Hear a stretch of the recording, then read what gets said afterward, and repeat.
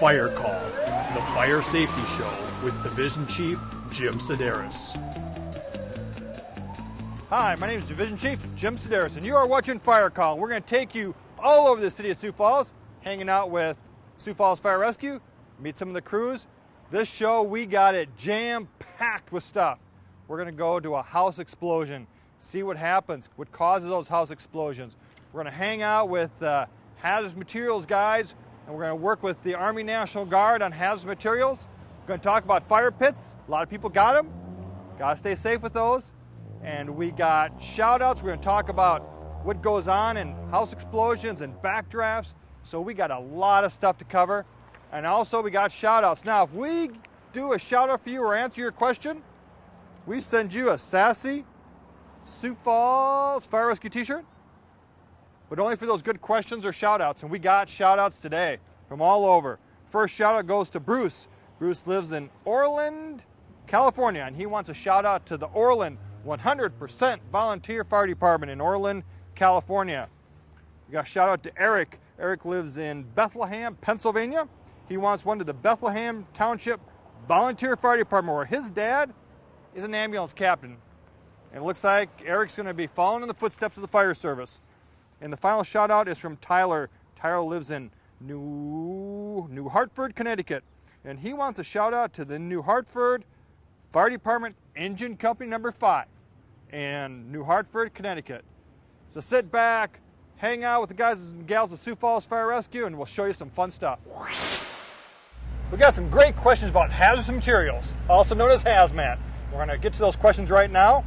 And with me to answer the questions is one of our favorite captains, Ed Van Egdom, also known as Smooth Ed, Too Tall Ed, and Just Ed. Just Ed. Okay. First question, Ed, is from Matthew. Matthew lives in Holly, Michigan. And Matthew wants to know, in a hazmat situation, where should firefighters park the fire truck and how far away? All right, Matthew. Standard procedure is to park the fire truck upwind in case the product is a vapor. You want it blowing away from you. Standard procedure is also to park the fire truck uphill in case the product is a liquid. You want it running down the hill away from you. And what we have for a guide is the rule of thumb. If you can hold up your thumb and your thumb covers that problem, then you're far enough away. Perfect, Ed. Thank you. That's why we picked you. Okay, ready for this next one? I'll try. Okay, doing good so far. You are on a roll, my friend. All right. This one comes from Jack. Jack lives in Overland Park, Kansas. Overland Park, home of a very good, world-renowned combat challenge team. Right. He would like to know, is there a difference between a firefighter and a hazmat firefighter? There is. All our firefighters go through the same training to do structural firefighting, but then some of the guys go through additional training.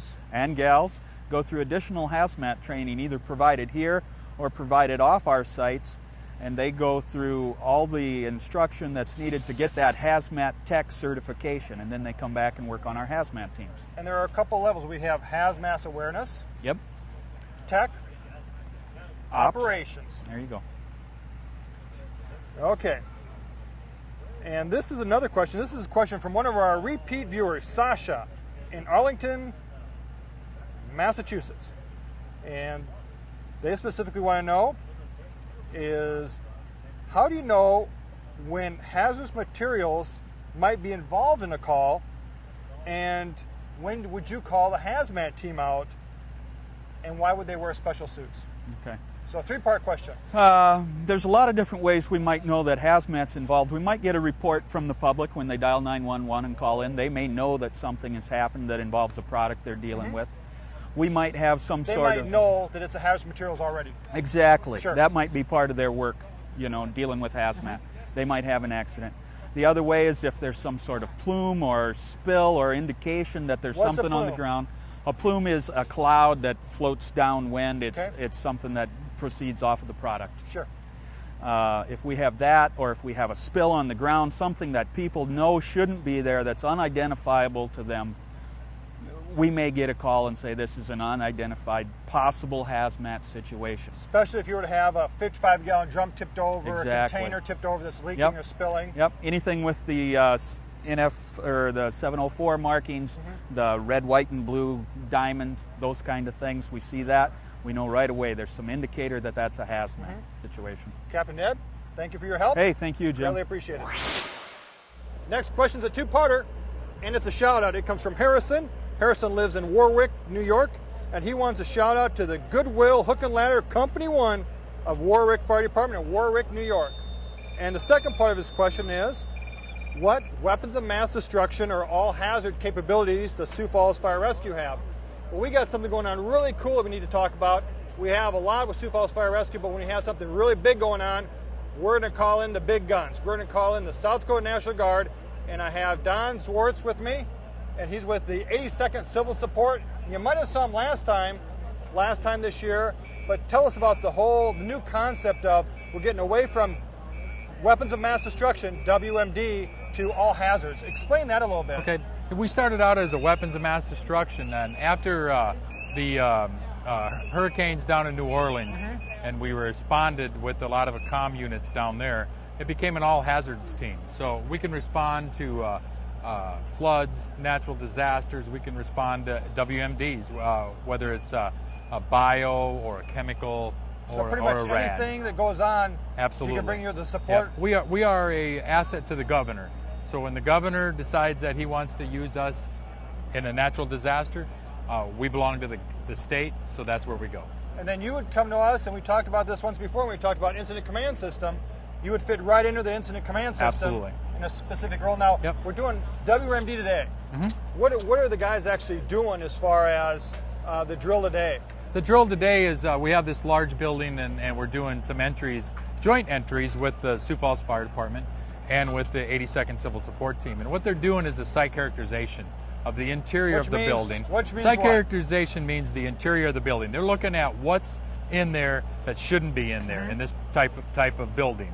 And so they're going to go around and they're going to look at everything, and they're going to, if they see something that looks out of place, okay, they're going to take some photos, they're going to call it back to operations. The incident commander, which is always a firefighter or a police officer, it's never the military, okay, they'll call that back, they'll make a recommendation. If we find some liquid that's not supposed to be in there, we'll do a sample, and that's what we're doing today. We're doing a dry sample and a liquid sample. They'll come across a dry sample and a liquid sample. Could be a powder, it could be a clear liquid. In this case, we're using a powder, which is a granular like salt. We're using some clear liquid, and we're using some yellow liquid, okay? And because the color of the liquid makes a big difference of what we're looking for, okay? And usually it's what's making the person sick, okay?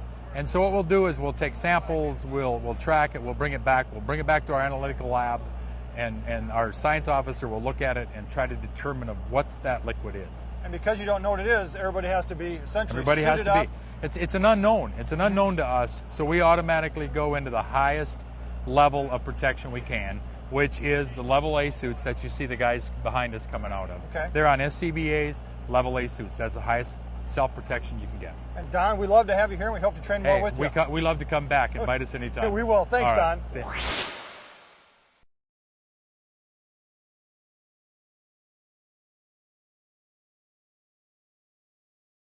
When you're a firefighter, you never know what you're going to have. This is an early morning call, came in at 4:45, it's still dark, everybody's sleeping. Neighbors hear a huge explosion. Take a look, and this house behind us is gone. What I have with me is Captain Mark Ager. Mark was the first crew to show up on this call. This is a house explosion. And Mark, when you got here, what was your dispatch? Where were you dispatched to? Well, initially we were dispatched for an explosion about 8 blocks away from here. Oh, really? And then shortly after that, it came in as a structure fire over on Lansdowne, which is a block to the east of where we're at right now. So when we got in the area, my driver happened to take a look before he took Lansdowne, and he says, I see all kinds of debris everywhere. So we headed down towards Lansdowne. I didn't see any of this. We headed down Lansdowne, didn't see anything until we got to the corner, and he goes, look over there. And we saw this house was just a ball of fire. It was just a heap of wood, totally involved, and it looked like part of it was pushing against the house on what we call the delta side to the north. And we pulled on scene. We took a hydrant from a long ways away because the hydrant that we have right here with all the debris, I didn't know what was going to happen. So we took one from a block away, pulled into our location where we're at right here. And my main concern was life safety with the explosion. I didn't know what we were going to have for injuries. people involved here. We were getting all kinds of reports. There were bystanders everywhere. I was just trying to hit real quick, you know, people living here, there. You know, is everyone okay? Is everyone accounted for? And the only ones we couldn't account for at the moment were the people of the house involved and the second house. And we had information that the people in the Delta Division may be out of town on vacation. So we were thankful in that regard. But it took a couple hours. I mean, to find out that accountability for these folks that they weren't home, but it could have been. Oh yeah, this could have been a lot more severe than it ended up. Right away. What'd you do when you set up? Now you got your truck here, you got the stick up. When we pulled up, there was so much fire, and as close as we were to the house on the Delta side, I was more worried about the exposure. But I knew the amount of fire that we had, that a 2.5 wasn't going to be enough to make a dent in it. So I said, let's put the ladder in the air and start flowing water up against that exposure, trying to at least cool that down where we can get 1,000 gallons a minute as opposed to 250 gallons a minute. Big fire, big water. Big fire, big water, and that's what we did.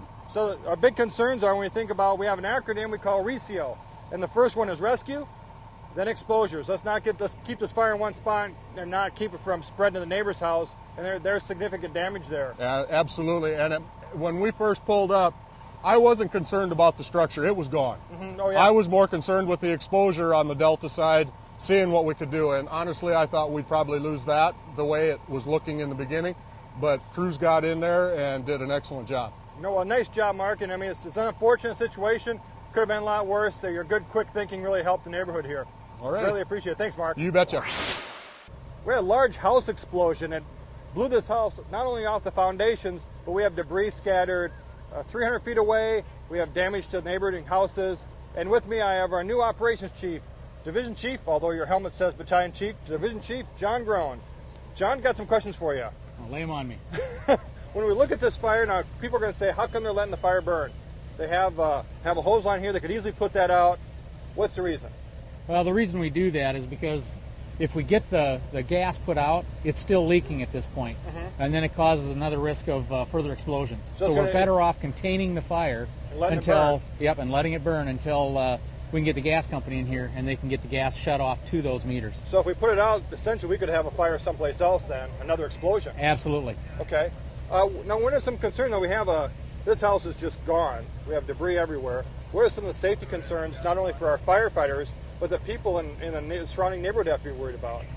Well, right now, one of the biggest concerns is the debris from the house. We have a very large debris field. There's shattered glass, like you had said earlier, 300-foot direction. We're right next to Baker Park. There's a lot of debris in Baker Park. Now, as the ops chief, when you come on scene, something like this, when we have parts of this house past the next house, what are some of the concerns that you have in reining in control over the chaos that's going on, and when you first initially arrive on scene, which we've been on scene now for probably 2 hours, almost 3 hours? Well, you know, my first concern is to make sure that the on-scene incident commander has the resources he needs. Captain Van Egdom was our incident command and still is. He had called a second alarm and had the fire contained to the 2 buildings that were involved initially, and had checked with the other ones to make sure that we had it all contained. So it's just getting a handle on it. And make sure you have enough resources. Great. Well, thanks, John, and hopefully in the rest of your career you're not going to have too many of these. Yeah, it's not a good way to start this out. No. But luckily there's no injuries at this point, so that's always a plus. Great. Thanks, John. Every day in the fire department's different. You never know what you're going to get called to. And as we've been watching through this show, crews are going to go from one extreme to the other. Hazmat to buildings being building explosions. And that's why the job of a firefighter is always changing, always dynamic. You never know what you're going to have. And you can see the power of this explosion is something you just don't see every day, including roof trusses blown over another house stuck into this one. That's what makes firefighting a challenging job, and it takes a special group of people to do this job day in and day out over long careers. Hey, now we wrap this up. Let's go to another part of the show.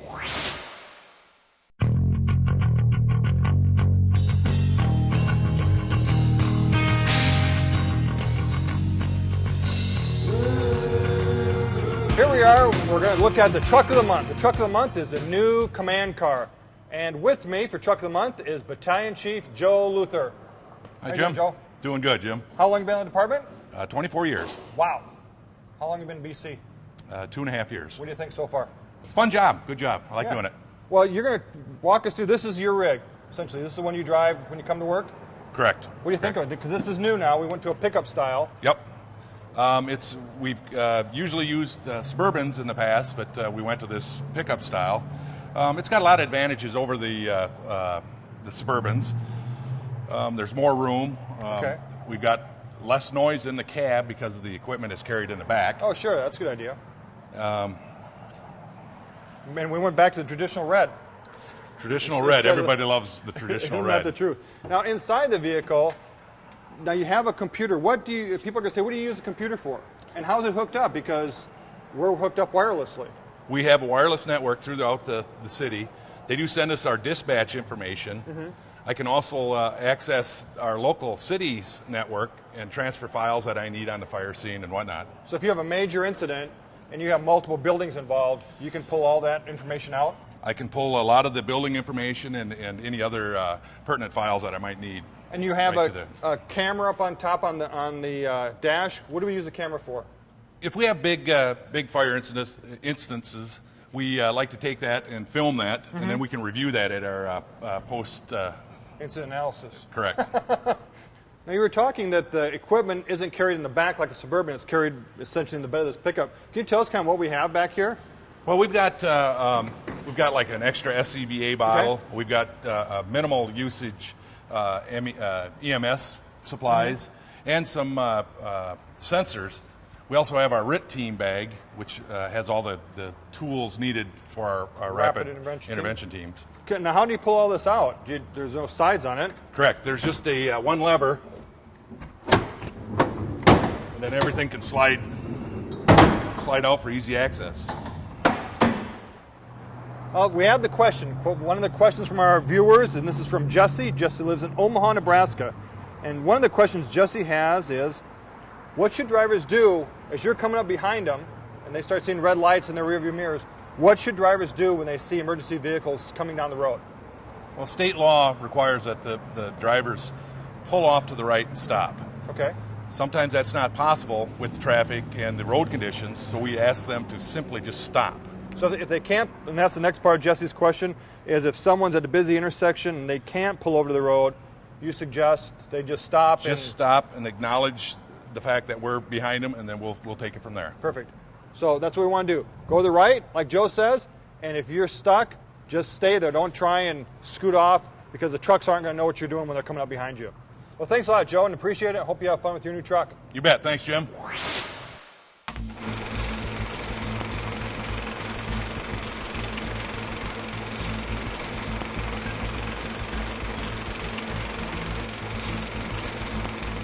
Welcome to FIT, the Fire Institute of Technology, where we answer those tough, probing questions that you're asking out there. And we have 3 questions about the same issue. And first one comes from Conrad. Conrad lives in Thornton, Ontario, Canada. Stephen lives in Blue Point, New York. And our last one's from Mike.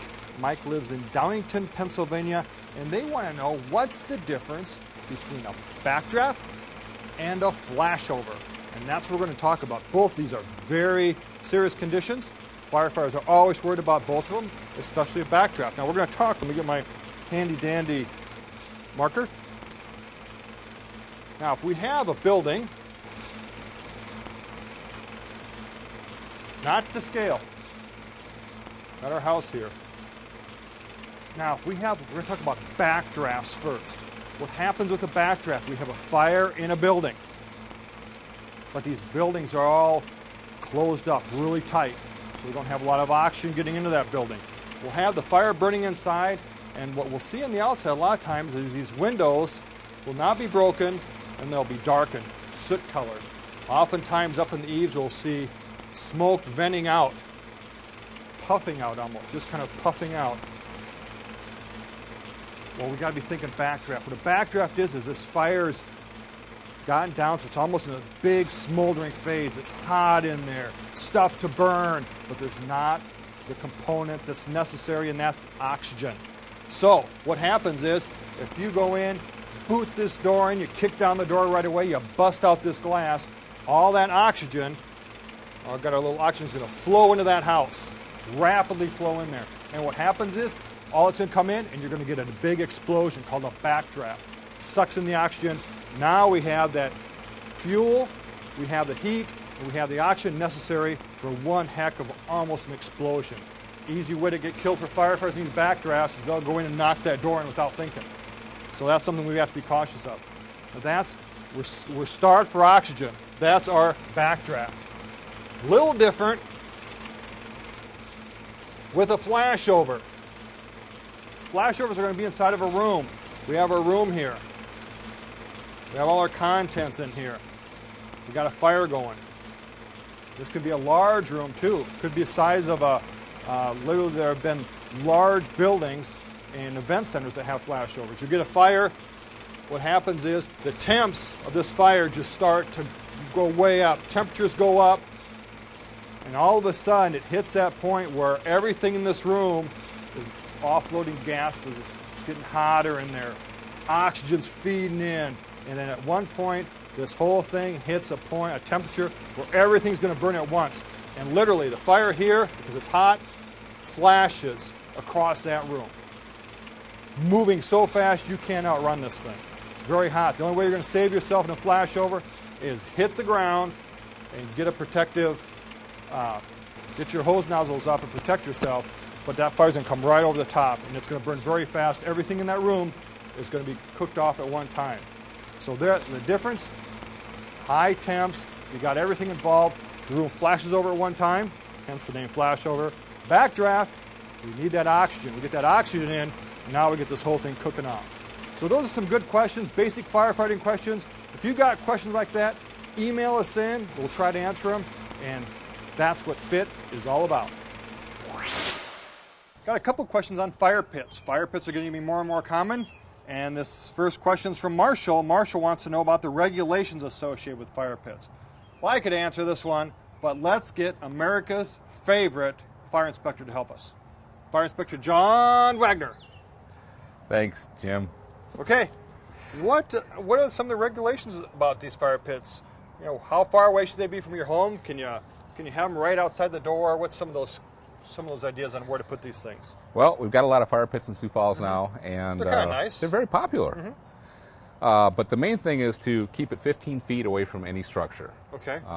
Because the heat given off by the fire pit can eventually warm up different parts of the area, so you don't want your siding or anything else to catch on fire eventually. So just be safe, keep it 15 feet away. If you have a below ground or in-ground fire pit, it can't be any bigger than 3 feet in diameter. Oh, really? So is that just to keep too much stuff from getting in there? Exactly. The bigger you get, the bigger the fire is, the more chance you have of something happening. So 3 feet in diameter with earthen walls or bricks, whatever else works for you. Or you can get like an above-ground fireplace like this model here. After you get it 15 feet away from your house and you get an approved type product put in, we want you to make sure that, number one, you only use clean firewood. Okay, so I can't just cut down branches and save up branches and throw it in there and burn it? Exactly. You know, and a lot of people in the old days used to be able to burn things in Sioux Falls and burn barrels like leaves and things like that. Anymore now, it's a health hazard, so we don't allow that between the fire department and the health department. So clean firewood, you can burn charcoal in there if you want to. Those are about the only two things. And cook little hot dogs over there? Cook little hot dogs over there, that's fine. What about screens? I noticed that we have a screen on this one. It's nice to have a screen. You don't have to have a screen, but what the screen does is it keeps the embers that come up from the firewood from maybe flying over onto your roof or over onto your patio furniture and starting a fire. Okay. So if you got a screen, use it. It keeps those things in place and keeps everything safe. Okay.